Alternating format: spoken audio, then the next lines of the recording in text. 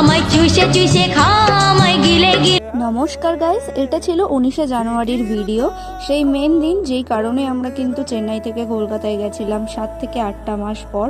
তো আজকে ছিল প্রিয়াংশুর কলেজের পরীক্ষা পড়েছিল সেই বজবজে, যার জন্য আমি সকাল সকাল উঠে তাড়াতাড়ি করে ম্যাগি খেতে গিয়ে জিপটাও পুড়িয়ে ফেলি। তারপরে আমি তাড়াতাড়ি করে এখানে রেডি হয়ে নিই, কারণ আমাদের অনেকটা দূরেই যাওয়ার ছিল। তো আমরা ফার্স্টেই এখান থেকে মাঝেরহাট থেকে ট্রেন ধরে নিই।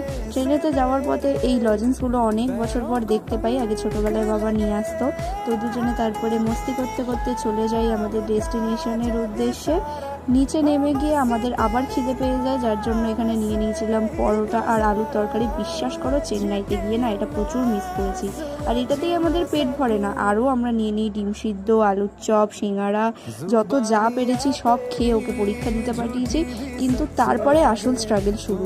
2 থেকে 2.5 ঘন্টা আমাকে একা একা বসে থাকতে হয়েছিল বাইরে। অ্যান্ড ফাইনালি 3 ঘন্টা পর ও নিজের হাসি মুখটা নিয়ে বাইরে বেরোয়। আমি তো খুব টেনশনে ছিলাম যে কেমন পরীক্ষা দিয়েছে। তো বললো অত চাপ নিতে হবে না, পরীক্ষা ভালোই হয়েছে, চলো আমরা গিয়ে ফুচকা খাই। আর এখানে তো ফুচকার টেস্টটা খুব বেশি ভালো না হলেও 7 মাস পর খেয়েছিলাম, তাই মুখেই লেগে গেছিলো। আমার এক্সপ্রেশন দেখে নিশ্চয়ই তোমরা বুঝতে পারছো। তো হ্যাঁ, এরকমই ইন্টারেস্টিং আরও ব্লগ দেখার জন্য কিন্তু অবশ্যই আমাকে ফলো করে নিতে হবে।